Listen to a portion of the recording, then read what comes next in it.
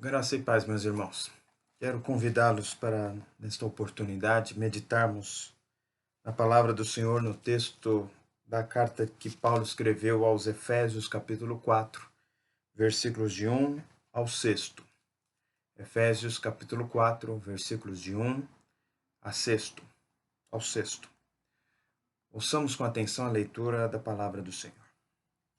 Rogo-vos, pois eu, o prisioneiro no Senhor, que andeis de modo digno da vocação a que fostes chamados, com toda humildade e mansidão, com longanimidade, suportando-vos uns aos outros em amor, esforçando-vos diligentemente por preservar a unidade do Espírito no vínculo da paz.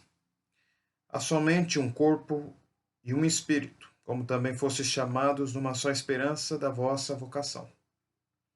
Há um só Senhor, uma só fé, um só batismo, um só Deus e Pai de todos, o qual é sobre todos e age por meio de todos e está em todos. Amém. Meus irmãos, gostaria de meditar com vocês nesta oportunidade sobre o tema o andar digno da vocação cristã. O andar digno da vocação cristã. O apóstolo Paulo, já no primeiro versículo, diz que embora ele esteja preso, é necessário andar. Andar aqui, naturalmente, não deve ser interpretado de forma literal. Trata-se do comportamento cotidiano. Trata-se da maneira como se vive. Por isso, Paulo começa rogando: rogo-vos, pois eu, o prisioneiro do Senhor, que andeis de modo digno da vocação a que fostes chamados. Aqui, meus irmãos, a primeira que nos salta aos olhos ao lermos esse texto e dentro do nosso tema é que vocação é esta? A vocação cristã. Andeis de modo digno da vocação a que fostes chamados. Nós somos chamados para quê? Enquanto cristãos. O apóstolo coloca ainda, ele reitera no versículo 4, há somente um corpo e um espírito, como também fostes chamados numa só esperança da vossa vocação. Mais uma vez ele retoma a expressão vocação. Nós somos vocacionados. Mas para quê? As pessoas normalmente pensam na vocação como um chamado divino para uma profissão a seguir, sobretudo no campo religioso, o chamado divino para o pastorado, para o presbiterato, para o diaconato, para missionário e outras tantas atividades importantíssimas. Mas aqui Paulo está falando a respeito de uma vocação que toda a igreja foi chamada, toda ela foi vocacionada. Não apenas alguns, não somente os pastores, não somente a liderança, mas todos. Portanto, como cristão, você e eu somos vocacionados para alguma coisa. Que coisa é essa? O apóstolo coloca, não no capítulo 4, mas no capítulo 1 ainda, alguns elementos que nos permitem chegar a algumas conclusões a respeito desta vocação. Primeiro está no capítulo 1, versículo 10. Está escrito: de fazer convergir nele, na dispensação da plenitude dos tempos, todas as coisas, tanto as do céu como as da terra. Tudo convergindo é o propósito escatológico, ou seja, o propósito relacionado à doutrina das últimas coisas, o seu propósito final. Falamos em escatologia, nós devemos lembrar o que significado desta palavra, escaton, últimas coisas. Logia, estudo. Portanto, é o estudo, ou a teoria, ou a doutrina das últimas coisas. O que acontecerá nos últimos dias e principalmente no último dia. Nesse sentido, o que o texto fala é que na plenitude dos tempos, todas as coisas do céu como as da terra estarão convergindo em Cristo. Mas no versículo 18 ele continua, iluminados, 18, iluminados os olhos do vosso coração para saberdes qual é a esperança do seu chamamento, a vocação.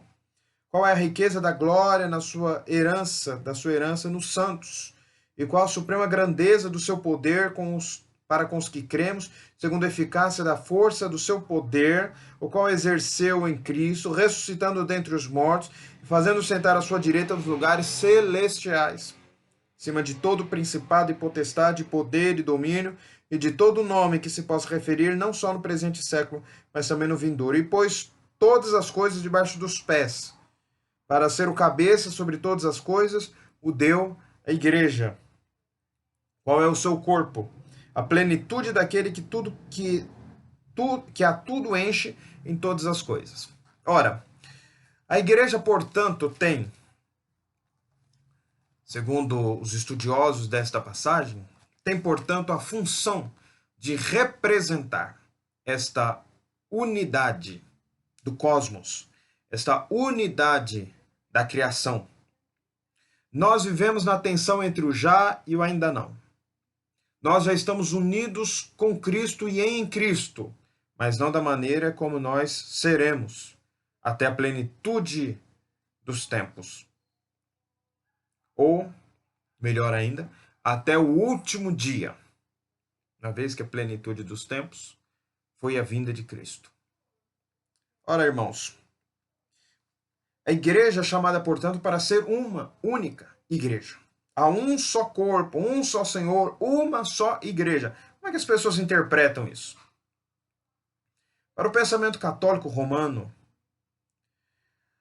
ser uma igreja significa estar sob o domínio da liderança, de sua própria liderança, da liderança dela, da igreja católica romana.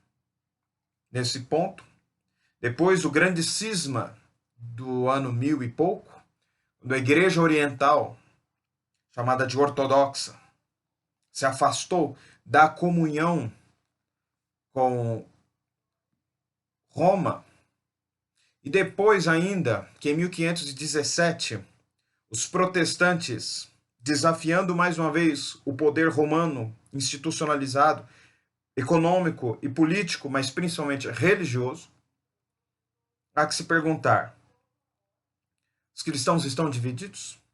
A igreja está dividida?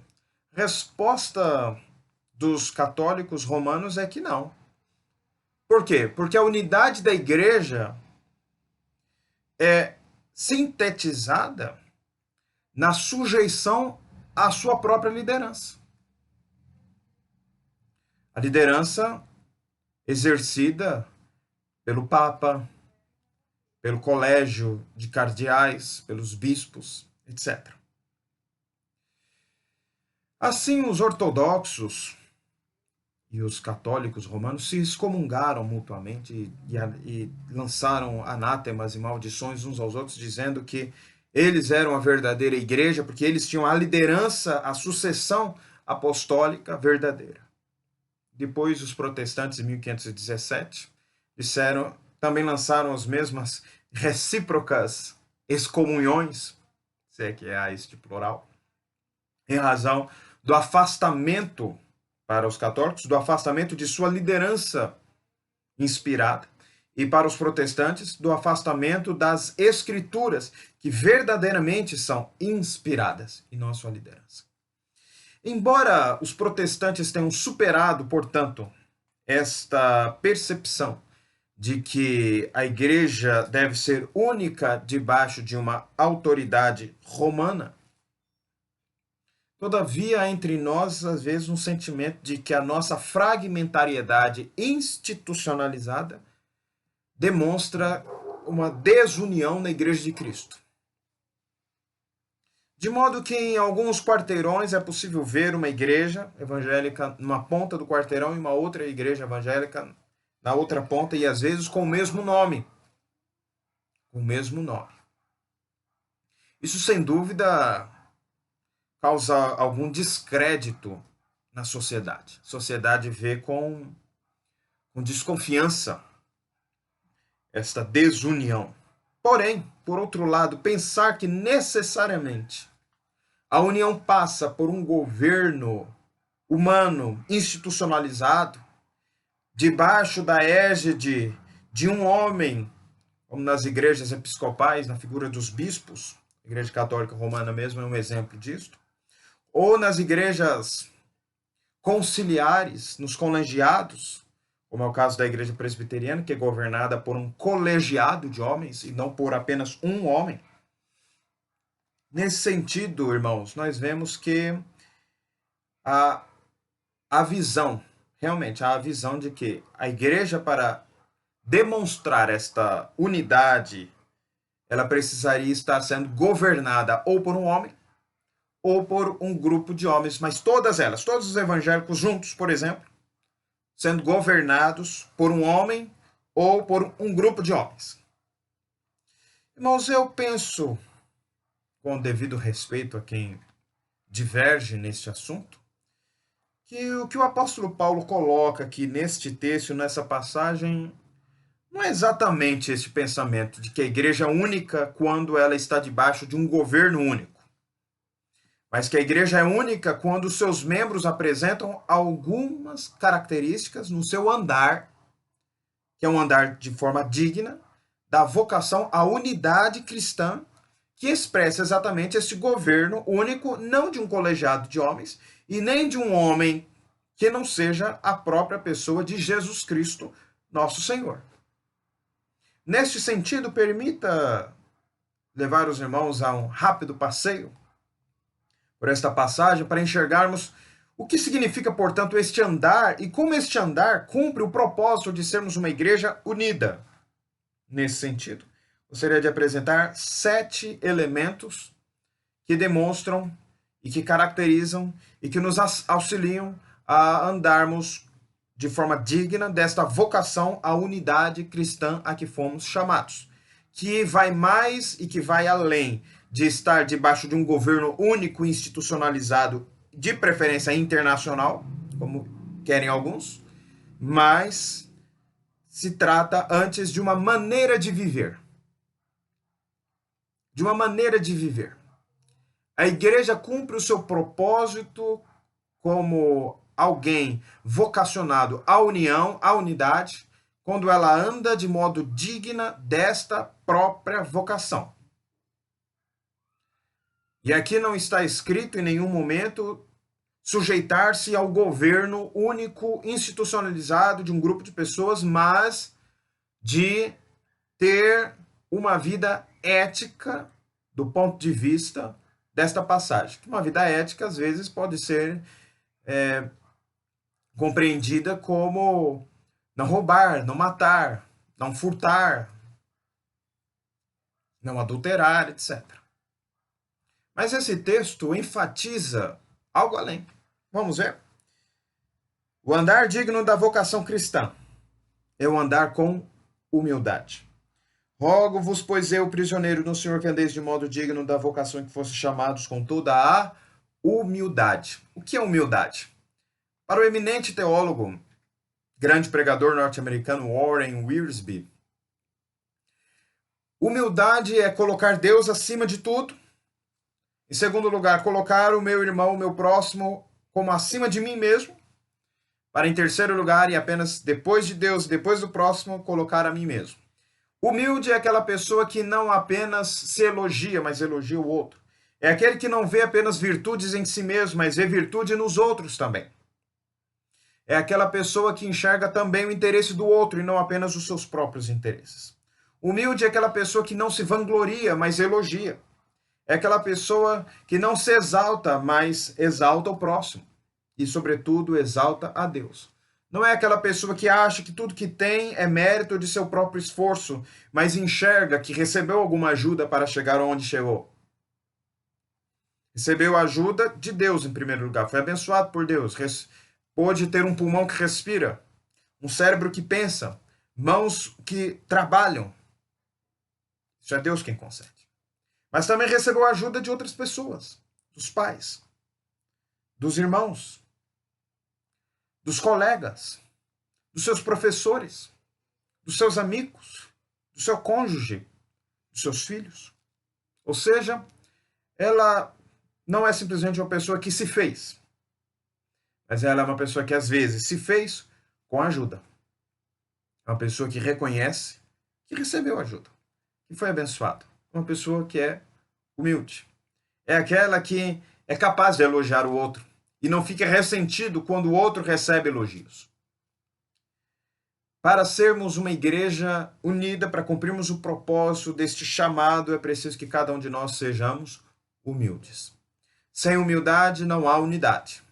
Sem humildade não há unidade.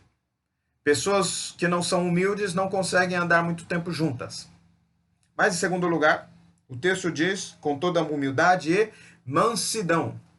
Só é possível conviver com pessoas mansas.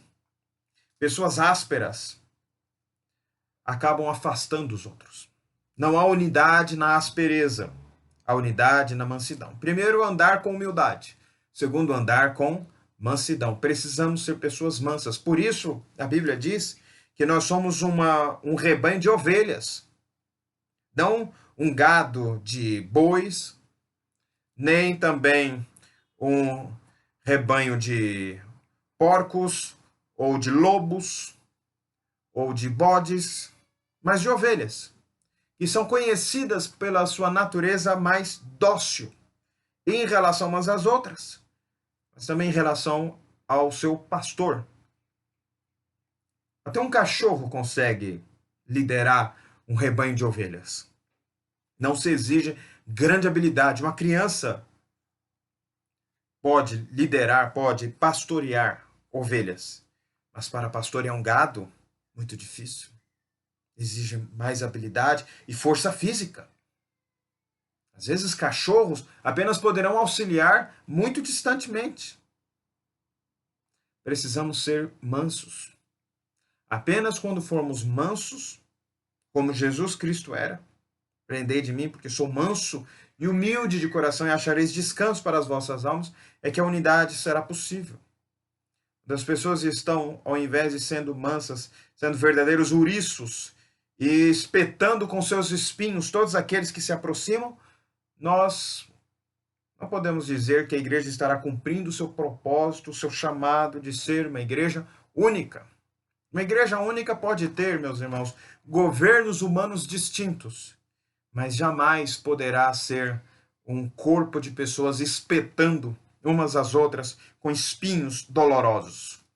Precisamos ser mansos, assim como também precisamos ser humildes. Então, primeiro, andar com humildade. Segundo, andar com mansidão. Em terceiro lugar, andar com longanimidade, ainda do versículo 2. O que é longanimidade? É uma pessoa que tem um ânimo grande. Longânimo é aquele que tem um ânimo longo. Ou seja, aquela pessoa que demora para se irritar. Ele não tem, como diz o outro, estopim curto. O que é estopim? É aquela cordinha que no barril de uma bomba vai explodir. Se o estopim for mais curto, for mais longo, ela vai demorar para explodir. Se o estopim for mais curto, ele vai explodir com rapidez. Por isso, esse é um dizer popular que se refere àquelas pessoas que explodem rápido, que não levam desaforo para casa e nem o menor deles, que não admite ser importunado sem dar uma resposta, a seu ver, à altura. Longânimo, por outro lado, é aquela pessoa que sofre uma ofensa, depois sofre outra, depois sofre outra, e não vai respondendo às ofensas o tempo inteiro. Eventualmente, pode até perder a sua calma, mas não é normal para essa pessoa, que é longânima, perder a calma nas primeiras provocações, até porque todos nós somos diuturnamente, todos os dias, provocados em algum momento. Sobretudo agora com o advento das redes sociais, em que nós trazemos o mundo para a nossa casa e nos expomos ao mundo o tempo inteiro. Então, de modo que eu estou lá com o meu celular no WhatsApp, conversando com pessoas que estão do outro lado do Brasil, por exemplo. Não é verdade? Ora, meus amados irmãos, uma igreja sem longanimidade não será uma igreja unida. Os membros precisam ser longânimos. Mais importante do que seguir um governo único é que as pessoas tenham paciência umas com as outras. E paciência, propriamente, é o nosso próximo elemento. Primeiro, nós temos humildade. Segundo, mansidão. Terceiro, longanimidade. Quarto, paciência, suportando-vos uns aos outros em amor. É preciso suportar. A palavra suportar pode trazer consigo algumas interpretações. Primeiro, é aquela pessoa que consegue ter paciência com o outro, suportar as deficiências dos outros. E aquela pessoa também que dá um suporte para as outras pessoas. Nos dois sentidos é necessário que haja paciência, assim como é necessário que haja humildade, assim como é necessário que haja longanimidade e mansidão. Paciência Paciência, meus irmãos, é a habilidade de ouvir aquela pessoa com quem você não concorda e não desferir um golpe mortal assim que a pessoa falar. Paciência é perceber que o outro tem as suas próprias fraquezas, assim como você tem as suas. Por vezes nós não temos paciências com aquelas pessoas que se parecem mais frágeis, como também com aquelas pessoas que querem se fazer parecer mais fortes. Nós chamamos ao mais forte, que assim se coloca, como uma pessoa arrogante. E desprezamos também aqueles que enfrentam problemas, às vezes emocionais, e dizemos que elas são fracas demais. Nós estamos vivendo um período em que as nossas emoções estão fragilizadas. E que a paciência, portanto, com o outro se faz absolutamente necessária. Nós precisamos ser pacientes uns com os outros. Nós precisamos ser pacientes no nosso lar. Nós precisamos ser pacientes na nossa casa.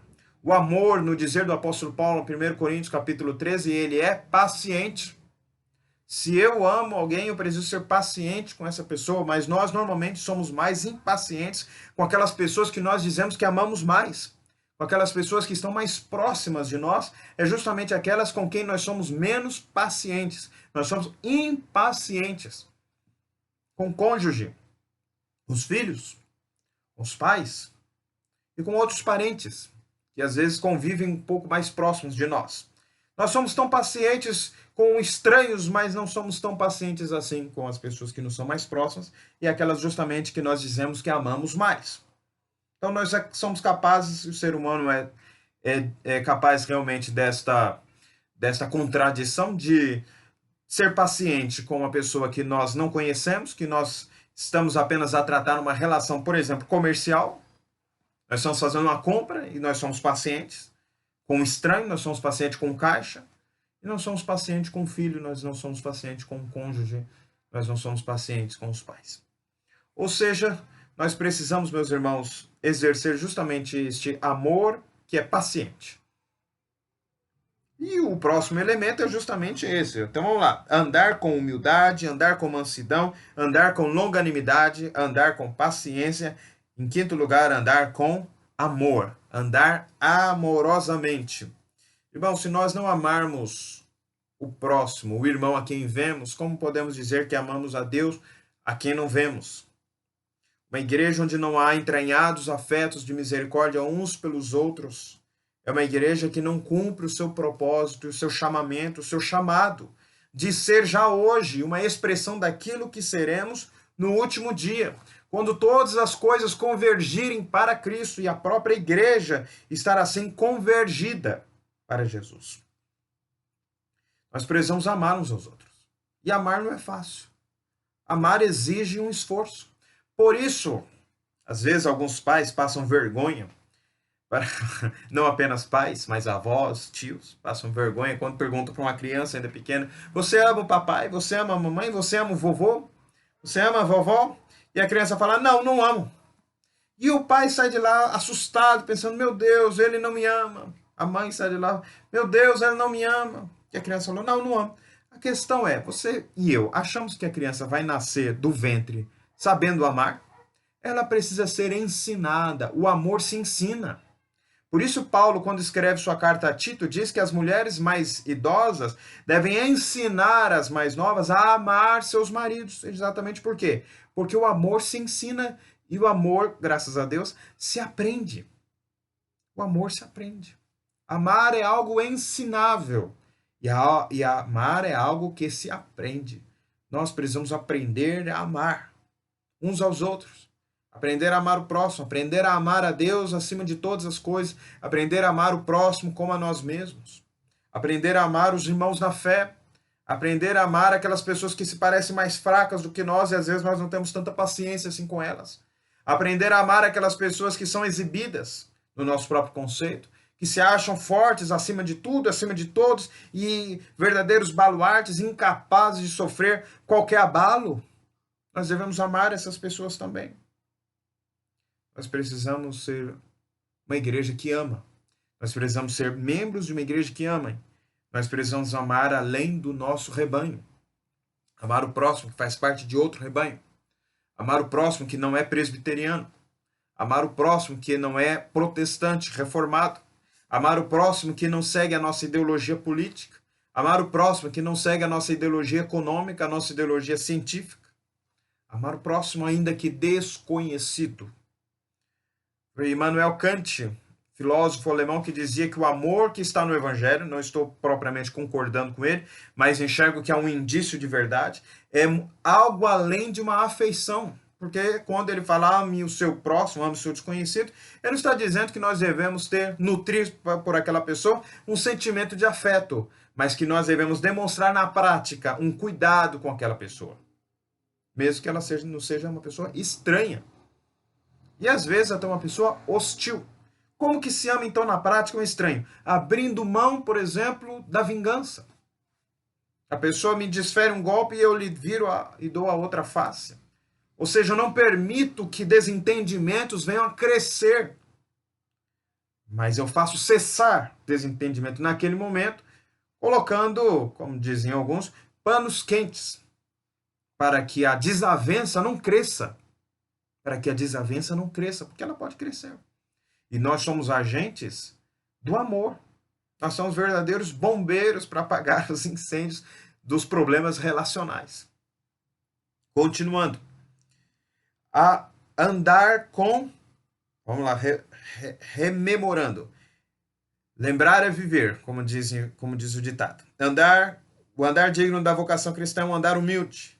É o andar com mansidão. É o andar com longanimidade. É o andar com paciência. É o andar com amor, amorosamente. É o andar, em sexto lugar, com diligência. Versículo 3, esforçando-vos diligentemente por preservar a unidade do Espírito no vínculo da paz. É preciso diligência, é preciso esforço, é preciso perseverança. Se nós não vamos conviver. Amar e conviver não é fácil. Conviver com o outro neste mundo que ainda vive sob a marca do pecado não é fácil para nós. Nós, meus irmãos, somos chamados a nos esforçar para amar. Amar não vem naturalmente. Amar vem com esforço. E amar, portanto, exige de nós perseverança diária, esforço diligente, empenho, resolução em amar. Amar significa que hoje eu, ao acordar, eu penso, eu vou amar mais do que amei ontem. E eu vou me esforçar. Qual que é o primeiro pensamento que você tem quando acorda? Alguns nem se lembram, porque já acorda no atropelo, sai correndo. Nós aqui em casa, a gente acorda normalmente com o choro do Caleb. Então você nem pensa, você sai correndo na direção dele. Depois você pensa. Como se isso fosse possível. Mas eu, pelo menos, não lembro o que eu pensei. Mas caso você acorde com o despertador, e eu espero que isso aconteça na sua vida, porque o Caleb acorda antes do despertador. Ele nunca acorda depois, ele sempre acorda antes. Meus irmãos, o que você pensa primeiro? Esse é um desafio para você. Pense em amar mais hoje do que você amou ontem. Se esforce, se controle, se domestique. É mais fácil dominar uma cidade do que dominar seu próprio espírito, seu próprio coração. Sétimo e último lugar. O andar digno da vocação cristã é o andar com o irmão. Há somente, versículo 4, um corpo, um espírito, como também foste chamado, fostes vocês todos, numa só esperança da vossa vocação. Há um só Senhor, que é Jesus, quem todos nós seguimos. Há uma só fé.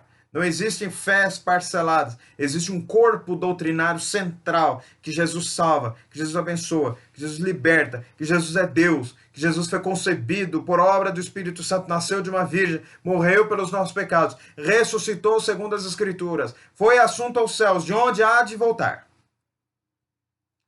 Isto é um corpo comum nas Escrituras que mesmo entre diversas fés protestantes, nós podemos afirmar, a título de exemplo, eu estava outro dia ouvindo pela internet um coral e o pessoal do coral entrava, as mulheres com um chapéu interessante, parecia coisa de um filme de época, da época da chegada do Mayflower dos Estados Unidos, nas 13 colônias originais, acho que em Massachusetts, e os homens todos vestindo, mesmo os mais novos, mesmo as crianças, camisa social, calça social.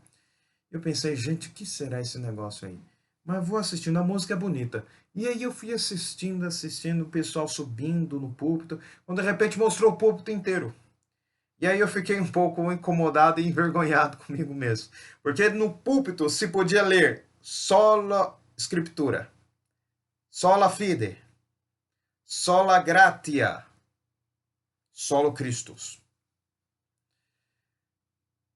Aquela era uma igreja protestante que compartilhava comigo os 4 solas da Reforma Protestante. Quando eu olhei lá, eu falei, estou diante dos meus irmãos e estou achando esse povo um povo esquisito pelo simples fato da roupa que eles estavam vestindo. Às vezes nós achamos exatamente isso, porque o outro veste uma roupa diferente, ele não é nosso irmão. Porque o outro canta uma música diferente, ele não é o nosso irmão. Há somente um Senhor, uma só fé, uma só igreja, um só batismo. Nós todos fomos batizados para entrar na igreja de Cristo, na igreja visível de Cristo. Nós entramos na igreja invisível pela fé. Há um só Deus e Pai de todos. Se aquela pessoa foi batizada, recebe aquela fé, pratica aquela fé, ele é filho de Deus, eu também sou, então ele é meu irmão. Ele é meu irmão. O qual é sobre todos, age por meio de todos e está em todos. O Espírito Santo habita aquela pessoa, o Espírito Santo habita a minha pessoa. Neste sentido, meus irmãos, andar digno da vocação cristã é andar com o irmão. É não desprezar o próximo, sobretudo o irmão na fé. Neste espírito, eu quero desafiar você, mesmo nesse período de afastamento físico, porém não se exige de nós um afastamento espiritual e nem emocional. Talvez até seja possível um maior vínculo espiritual com o irmão na fé neste momento. Neste sentido, quero desafiar você a um andar digno da vocação cristã. Que andar é este? Andar com humildade, andar com mansidão, andar com longanimidade, andar com paciência, andar amorosamente, andar com diligência e andar com o irmão. Mas quero lembrá-lo, à guisa de conclusão, concluindo esta mensagem, que nós apenas podemos andar com o irmão porque Jesus foi pregado e preso na cruz para que pudéssemos andar. Ele não pôde andar para que pudéssemos andar. Ele deu a sua vida para que nós pudéssemos receber a nossa vida. O andar digno da vocação cristã é uma graça de Deus. É um privilégio conquistado na cruz do Calvário, que não pode jamais ser ignorado, não pode ser esquecido. Eu tenho o privilégio de andar com meu irmão, porque Jesus me deu esse privilégio ao ser pregado no Calvário. Que Deus assim nos abençoe. Vamos fazer uma oração para encerrar? Senhor, nós te agradecemos a tua palavra e pedimos a tua bênção sobre aquele que está nessa hora participando deste culto, ouvindo a tua palavra. Que a tua boa mão permaneça sobre nós todos, sobretudo nesses tempos de afastamento e de distanciamento tão necessário para evitarmos a proliferação da Covid-19, enfermidade que, embora para alguns seja bastante inofensiva, para outros é mortal. Por isso nós pedimos a tua misericórdia, a tua graça sobre nós todos, sobretudo sobre as nossas emoções, sobre as nossas carências, sobre a nossa espiritualidade. Pedimos a tua graça, em nome de Jesus. Amém. O Senhor Deus te abençoe. Esperamos passar por esse período e termos dias melhores, inclusive aos irmãos da Igreja Presbiteriana de Paraguaçu Paulista, voltando às atividades do nosso templo. Deus te abençoe. Até o nosso próximo encontro.